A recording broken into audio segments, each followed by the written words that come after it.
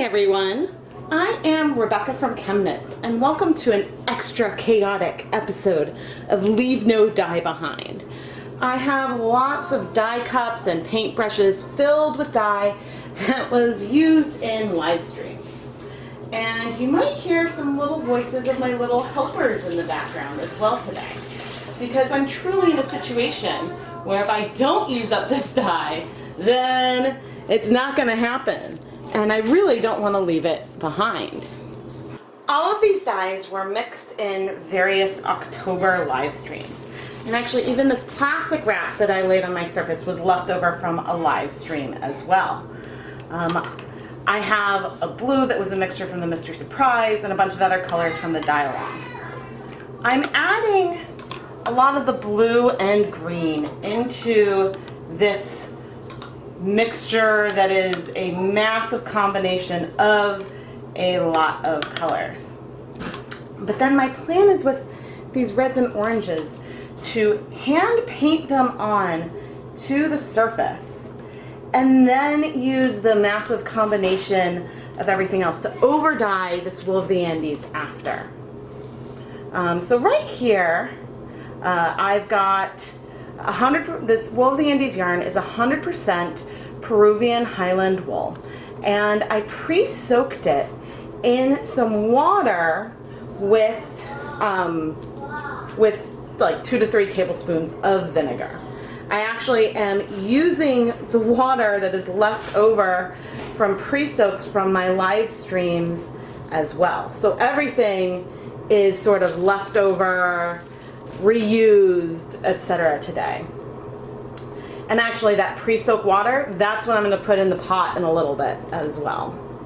So I just thought that it would be cool to see if these pops of warmer colors sort of come through in the end. Yes, even I'm planning to reuse even that water as the pre-soak for the sorry guys, for this video. But the things that are different is normally I'll just take the colors and sort of dump them in the pot. And I wanted to sort of switch it up. And I'm expecting that we're going to have some breaking color from everything that is in this pot. But I wanted to sort of give a little punch of some of these warm tones.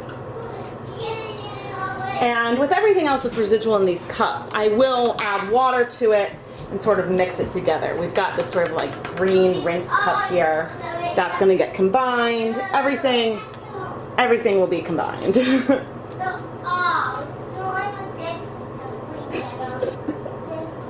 Oh, my little helpers. This video is not quite dyeing with the ChemKids as much as dyeing around the ChemKids. But as I said, if I did not take care of this now, then I wouldn't be able to keep this dye because we are expecting house guests. The brush that I'm using is just a paintbrush. Actually, I went for it. I went for the pour. It's just a paintbrush that I got at IKEA. And all of the dye that we're using for everything today is food coloring. Now my hands are starting to turn a little orange. I probably could be wearing gloves, but you know, again, I decided that I was going for it today.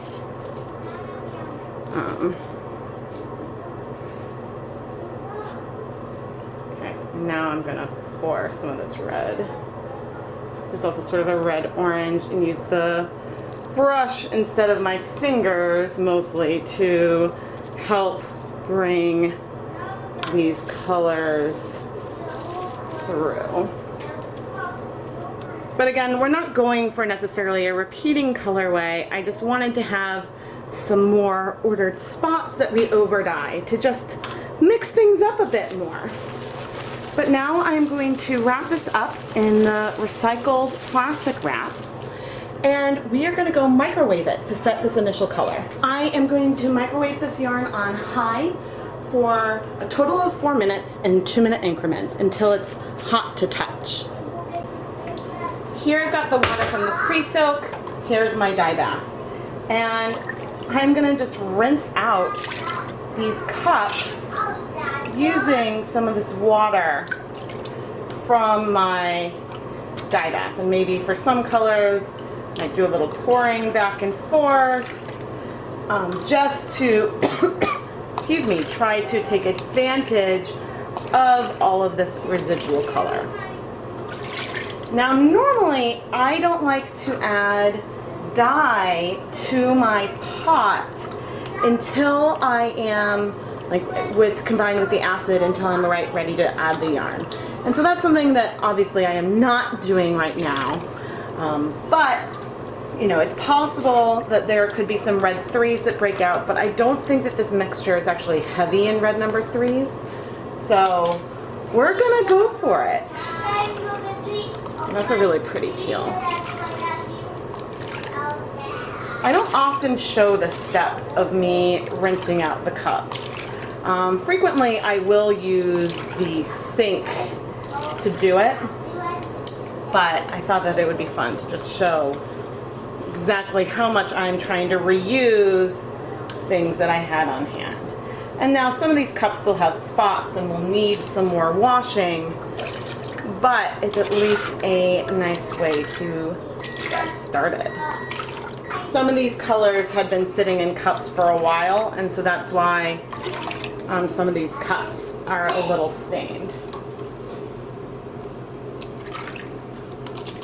Here's some of that rinsed water. And if you're curious what color this random mixture is so far, it's sort of an orangey-ish brown. But I have all of this other color that I'm going to add. So I have a feeling, oh, look at that titanium dioxide on the bottom.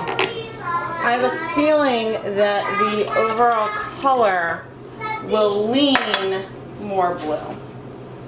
Let's see. Ooh, it's a green. That's pretty. That is really pretty. So, definitely leaning more blue than the brown. This yarn is 100% wool, and it is now piping hot, fresh out of the microwave. Maybe if it were superwash, I might unwrap it and pop it into the dye pot now, but, and wow, there's tons of chaos going on in the background today. But we're gonna wait for this to cool a bit before adding it to the pot. A little something might have crashed out, as we see in that pink there. But let's add our cooled off yarn to the dye pot. I am going to reduce the heat. You can see that these colors did spread out a fair amount. But I'm curious how they will look once we absorb this green. There is a lot of water in that pot, and given that this is not a superwash yarn, it might take a while for this color to absorb. It also seems like there's a pretty high amount of color in there. So I'm going to go ahead and add 2 healthy splashes of white vinegar to sort of help things along. But yeah, there's a lot of color in there. I am excited to see how it might absorb and cover up those red and orange tones. So I will be back in about 10 minutes and we'll check on it. It has been 10 minutes. I'm now turning off the heat because, oh, there's a lot of steam, so it's hard to see. Because our water is clear. Maybe there could be a hint of something, but all of that beautiful green has bound to our yarn. And so I'm going to leave it in the pot, so maybe it will absorb a little bit extra color. But then we are going to go wash it once it has cooled off. It is so quiet now. The yarn has cooled off, and I just removed it from the dye pot. And we've got a very green autumn colorway. There's a little bit of brown over some of the orange, but some of these reds do show through. And it feels like some leaves that are just starting to change color. And now we are going to rinse out the vinegar, and if there's any extra dye, I would be surprised that this final color is so green. I mean, I guess I am pretty surprised that it's so green. I guess I would have expected something a bit bluer. Just knowing what had ended up in some of the excess dyes. But I think it was blue heavy towards the end. I'm going to add some clear dish soap. Sometimes this helps some color unbind, and actually, I don't think that there's going to be a ton of the silicon dioxide coming out. I think a lot of that had settled in the cups, which this might be a pro tip. If you're going to be mixing food colorings with the silicon dioxide in it, leave it, dissolve it in some water and let the silicon dioxide settle a bit. So that way you have less rinsing to do in the end. Oh, interesting. But anyway, I am now going to rinse the soap out since our water is clear, and then we will hang this up to dry. We had a lot of leftover colors of food coloring. Some mystery mixtures from a live stream. Actually, I guess they're all from live streams. But we had some fall tones, and we ended up with this beautiful deep forest evergreen green with pops of red and orange on it.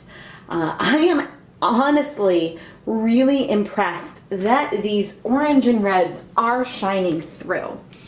Maybe there's some hints of some brown in there, but looking at this, I really do feel the orange and the red show through this otherwise really lovely green. I really wanted to show that there are other ways to play around with leftover dyes besides just dumping everything in a pot. Although you know how much I love that as well. So in this colorway, it's variegated, we've got tonal aspects, but overall it is a lot more repeating than some of the random ones that we do sometimes because we hand painted on some of these stripes first. Some of these one-of-a-kind, leave no dye left behind colorways end up being my absolute favorites. And these leftover dye videos really force me to think on my feet and think about how I want to incorporate these colors together to create a beautiful skein of yarn. The ChemKnits Creations Etsy store is filled with skeins of yarn that I have dyed in these YouTube videos. And many of them are ready to ship. A lot of the yarn in the shop, like this one, is one of a kind. And when you get it, you can watch the video of me making that skein of yarn, which I think makes it something extra special as a gift for the fiber artist in your life. If you enjoyed these videos, don't forget to subscribe to the ChemKnits Tutorials YouTube channel and give the video a like.